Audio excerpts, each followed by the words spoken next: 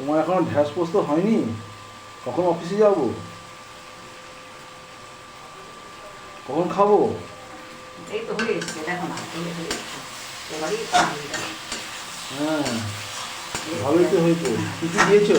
এই যে পোস্ত বাটা দিয়েছি, লঙ্কা বাটা দিয়েছি, আবার দুটো কাঁচা লঙ্কা দিয়েছি, কালো করে করে দিয়েছি, দিয়ে এই যে,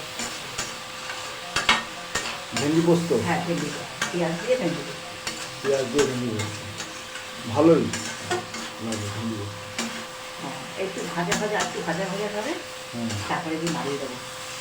দেখি না পেঁয়াজ দেখা যাচ্ছে? হ্যাঁ হ্যাঁ। হ্যাঁ পেঁয়াজ দিয়ে ভেন্ডি করতে, শুকনো ভাত দিয়ে না বন্ধুরা এক ঘর লাগে খেতে, আর কিচ্ছু এর মধ্যে লাগে না, খালি শুকনো ভাত দিয়ে, গরম ভাত দিয়ে, গরম ভাত দিয়ে আরে ঢাল দিয়ে পেঁয়াজ দিয়ে করতে। এসে আমি একটু ভাজা ভাজা হবে, এমনি কি আর তেল দেবে?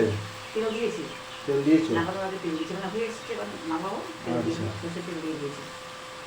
যে কোনো পোস্ততে নামানোর আগে তেল দিলে সে টেস্টটা আলাদা হয়।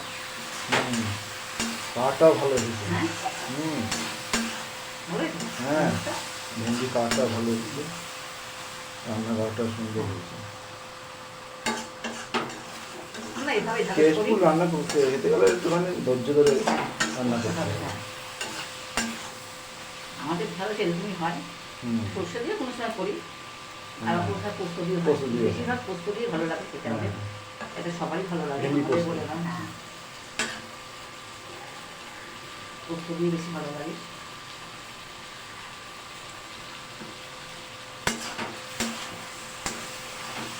ঠিক আছে আমাদের বন্ধু। ঢেঁড়সটা বেশি ঘেটা কাটা গেলে ভালো লাগে না, হ্যাঁ। তাই না? বেশি ডাটা